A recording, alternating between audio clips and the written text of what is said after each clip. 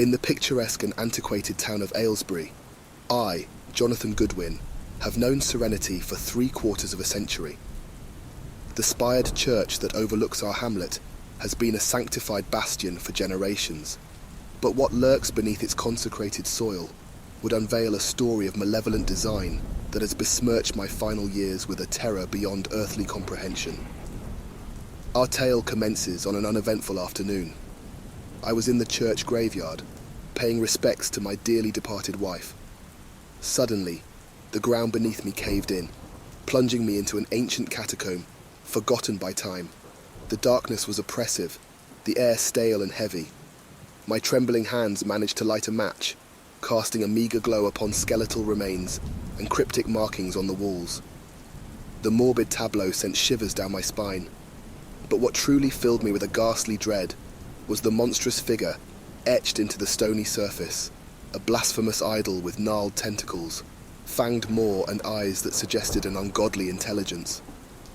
Scrambling from the abyss, I returned to the surface, my mind seething with unthinkable horrors. That very night, I scoured my collection of obscure lore and found a match to the grotesque figure. It was a being of profane legend, a primordial deity known only as N'Zoth, an embodiment of madness and chaos. As terror gripped my heart, I pondered the presence of such sacrilegious symbolism beneath our house of God.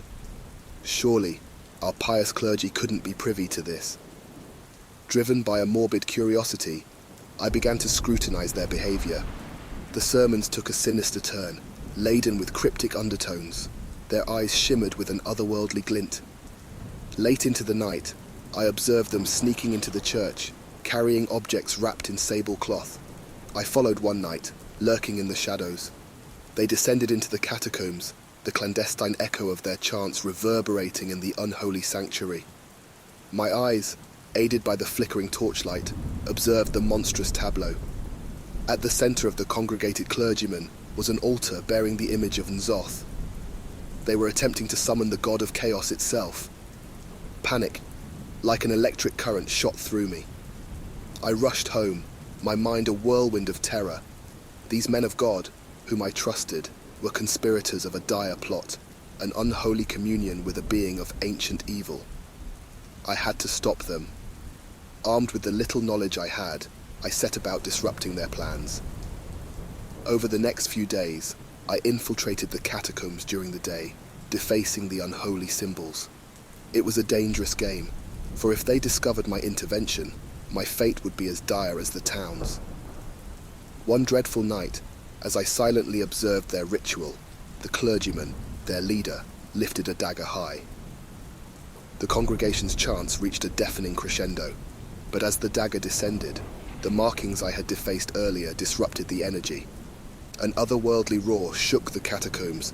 The fury of N'Zoth left unsatiated. Chaos ensued. I witnessed the horrific fate of the clergymen as the failed ritual backfired. Their screams echoed through the catacombs, their bodies contorted in unimaginable pain. N'Zoth, angered, turned its wrath upon its summoners. I fled, the dreadful scene burning into my retinas. The church was left abandoned, the townsfolk oblivious of the terror that had been thwarted.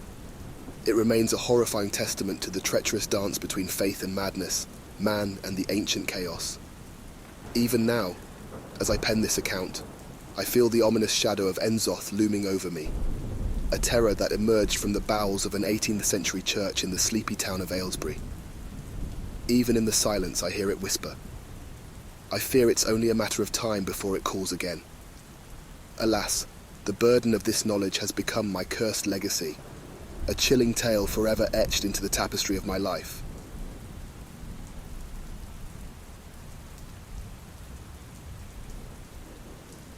A monstrous edifice stood against the blood-red sky, shrouded in foreboding shadows. The imposing asylum with its austere Gothic peaks and weather-beaten stone looked like a grotesque giant. My name's Will, and I had just been committed to this monstrous institution. My ex-lover, Rose, vindictive and cunning, conspired to have me locked away. She spun tales of my erratic behavior and dangerous jealousy, none of which were true. But in a twisted game of power, her wealth and influence won. I was forced into a decrepit room, a cold cell that was to become my new reality.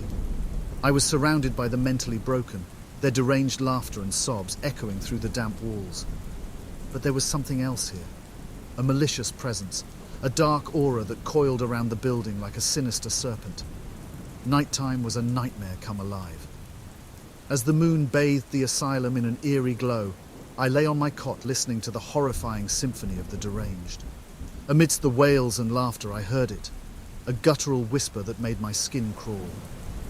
A tone, it rasped, a chilling mantra in the dark. With each passing day, the whisper became a siren call, luring me deeper into the belly of the asylum. I stumbled upon a forgotten room, remnants of sinister machines and stained leather straps hinting at its gruesome past. The presence was suffocating here. The air turned icy, my breath visible, as if I'd walked into the spectral remains of tormented souls. One moonless night it revealed itself. A figure, a grotesque caricature of a man, just a fleeting shadow in my peripheral vision. It was gone when I turned, but the chilling malice of its gaze lingered. The figure began to haunt my dreams, a predator in the maze-like asylum. Its guttural voice echoed around me, its message becoming a torturous soundtrack to my waking hours. A tone. The staff began watching me, eyes filled with suspicion. The more I insisted on my sanity, the more they considered me mad. I was a mouse caught in a chilling trap. Desperate, I started delving into the asylum's history. The abandoned room I discovered was the heart of the asylum's sadistic past. It was a torture chamber where the helpless were subjected to horrific treatments. When I revisited the room, I saw them, twisted forms writhing in agony. Amidst them stood the shadow figure, larger, more terrifying. Their screams pierced my soul. The entity, it was clear, was a monstrous birth-child of their agony, hungering for retribution. I, a man wronged but sane, was trapped in this grotesque dance with the spectral monstrosity. I pled, screamed into the darkness of the room for forgiveness, for atonement. "We atone," I cried, my voice breaking. When dawn broke, I woke on my cot. The asphyxiating heaviness was gone. The entity had been appeased, its rage quelled. The whispers had fallen silent. But the asylum stood still, a chilling monument to the atrocities committed within its walls. You may think my tale is the rambling of a madman, but I swear on all that's holy, there was an entity, a grotesque spectre born from suffering and torment. It was as real as the insanity that echoed through the asylum halls.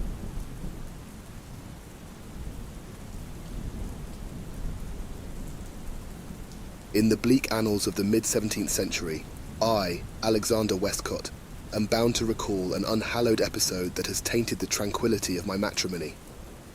I pen this account with a tremulous hand and a heart darkened by dread, recounting the horrors that lurk in the hidden recesses of the desolate countryside outside of London.